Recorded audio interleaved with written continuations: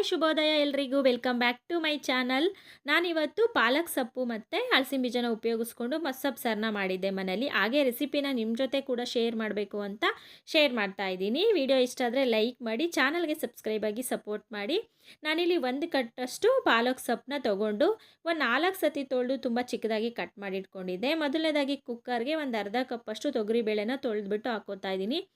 ನಂತರ ನಾನು ಇದಕ್ಕೆ ಹಲಸಿನ ಬೀಜ, 1-2 ಟೊಮೊಟೊ, 1 ಈರುಳ್ಳಿ, ಹಾಗೆ 1 ಗಡ್ಡೆ ಬೆಳ್ಳುಳ್ಳಿ, ಒಂದು 7-8 ಹಸಿಮೆಣಸಿನ್ಕಾಯಿ, 1 ಟೇಬಲ್ ಸ್ಪೂನ್ ತೆಂಗಿನಕಾಯಿ, ಒಂದು ಅರ್ಧ ಟೀ ಸ್ಪೂನ್ ಜೀರಿಗೆ, 1 ಟೇಬಲ್ ಸ್ಪೂನು ಧನಿಯಾ ಪೌಡರು, ರುಚಿಗೆ ತಕ್ಕಷ್ಟು ಉಪ್ಪು, ಸ್ವಲ್ಪ ಅರಿಶಿನ, ಸ್ವಲ್ಪ ಕೊತ್ತಂಬರಿ ಸೊಪ್ಪು.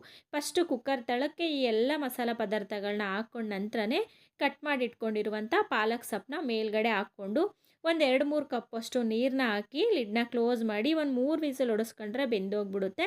ಯಾವಾಗಲೂ ಮಸಾಲ ಪದಾರ್ಥಗಳನ್ನ, ಬೇಳೆ ಕಾಳುಗಳನ್ನೆಲ್ಲ ಫಸ್ಟು ಹಾಕ್ಕೊಂಡು ನಂತರ ಅದ್ರ ಮೇಲೇ ಸೊಪ್ಪನ್ನ ಇಟ್ಟು ಬೇಯಿಸೋದ್ರಿಂದ ಬೇಳೆ, ಉಪ್ಪು, ಖಾರ ಎಲ್ಲ ಚೆನ್ನಾಗಿ ಬೇಯುತ್ತೆ, ಚೆನ್ನಾಗಿ ಹೊಂದ್ಕೊಳ್ಳುತ್ತೆ, ಸೊಪ್ಪೇನು ಬೇಗ ಬೆಂದೋಗ್ಬಿಡುತ್ತೆ. ಒಂದು 3 ವಿಸಲ್ ಹೊಡೆಸಿ ಪೂರ್ತಿ ತಣ್ಣಗಾದ ನಂತರನೇ ನಾನು ಲಿಡ್ನ ಓಪನ್ ಮಾಡ್ತಾಯಿದ್ದೀನಿ. ತುಂಬ ಚೆನ್ನಾಗಿ ಬೆಂದಿತ್ತು. ಬೇಳೆ ಕಾಳುಗಳೆಲ್ಲ ಕರಗೋಗೋ ಥರ ಬೆಂದಿತ್ತು. ಹಲಸಿನ ಬೀಜನೂ ಕೂಡ ಕರೆಕ್ಟಾಗಿ ಬೆಂದಿತ್ತು. ಈಗ ಅದನ್ನು ನಾನು ಕುಕ್ಕರ್ಗೆ ಒಂದು ಪ್ಲೇಟ್ನ ಕ್ಲೋಸ್ ಮಾಡಿ ಈ ಥರ ಸಪ್ಪೆಸರನ್ನ ಅಂದರೆ ನೀರನ್ನೆಲ್ಲ ಚೆನ್ನಾಗಿ ಬಸ್ಕೋತಾ ಇದ್ದೀನಿ. ಬಸ್ಕೊಂಡ ನಂತರ ಇದನ್ನು ನಾನು ಮ್ಯಾಶ್ ಮಾಡ್ಕೋಬೇಕು. ಅಂದರೆ ನಮ್ಮ ಕಡೆ ಎಲ್ಲ ಇದನ್ನು ಮಸಗುಂಡು ಅಂತ ಕರೀತಾರೆ. ವುಡ್ಡಲ್ಲಿ ರೆಡಿ ಮಾಡಿರ್ತಾರೆ. ಇದನ್ನು ತುಂಬ ಚೆನ್ನಾಗಿರುತ್ತೆ. ಇದರ ಮಸ್ಸೊಪ್ಪು, ಮಸ್ಕಾಯಿ ಸಾರಿಗೆಲ್ಲ ಮಸ್ಕೊಳ್ಳೋದಕ್ಕೆ ತುಂಬ ಚೆನ್ನಾಗಿರುತ್ತೆ. ನಾವು ಇದನ್ನು ಯೂಸ್ ಮಾಡೋದು.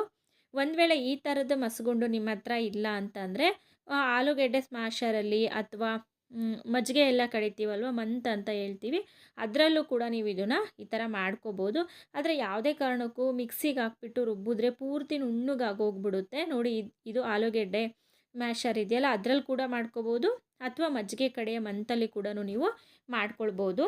ಆದರೆ ಮಿಕ್ಸಿಗೆ ಹಾಕಿದ್ರೆ ಏನಾಗುತ್ತೆ ಅಂದರೆ ಪೂರ್ತಿ ನುಣ್ಣಗಾಗ್ಬಿಡುತ್ತೆ. ನಮಗೆ ತಿನ್ನೋಕ್ಕೆ ಸೊಪ್ಪು, ಕಾಳುಗಳು ಅಥವಾ ಏನೂ ಸಿಗಲ್ಲ. ಹಾಗಾಗಿ ಈ ಥರ ಮಾಡಿಕೊಂಡ್ರೆ ಮಸ್ಸೊಪ್ಪು ಸಾರು ತುಂಬ ರುಚಿಯಾಗಿ ಬರುತ್ತೆ.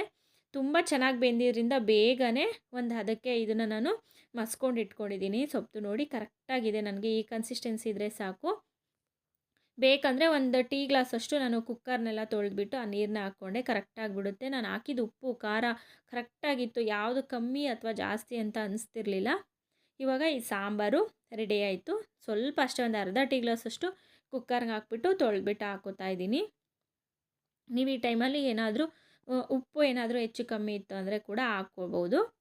ತುಂಬ ರುಚಿಯಾಗಿತ್ತು. ಪಾಲಕ್ ಸೊಪ್ಪು ಫ್ರೆಶ್ ಆಗಿದ್ದರಿಂದ ಎಷ್ಟು ಟೇಸ್ಟ್ ಇತ್ತು ಅಂತೀರಾ.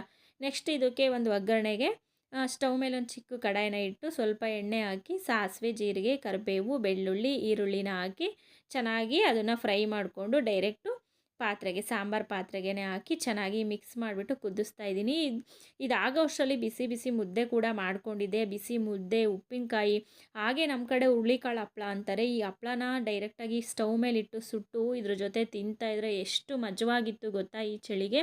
ಹಾಗೆ ಬಿಸಿ ಬಿಸಿ ಅನ್ನ, ಈ ಮೊಸಪ್ಪು ಸಾರು ಜೊತೆಗೆ ಅದ್ರ ಮೇಲೆ ಒಂಚೂರು ತುಪ್ಪ ಹಾಕ್ಕೊಂಡು ಕಲಿಸ್ಕೊಂಡು ತಿಂತಾ ಇದ್ದರೆ ಯಪ್ಪ ಹೆಂಗಿತ್ತು ಗೊತ್ತಾ. ನೀವು ಕೂಡ ಟ್ರೈ ಮಾಡಿ ಹೇಗೆ ಬಂದಿತ್ತು ಅಂತ ಕಮೆಂಟ್ ಸೆಕ್ಷನಲ್ಲಿ ಕಮೆಂಟ್ ಮಾಡಿ ತಿಳಿಸಿ.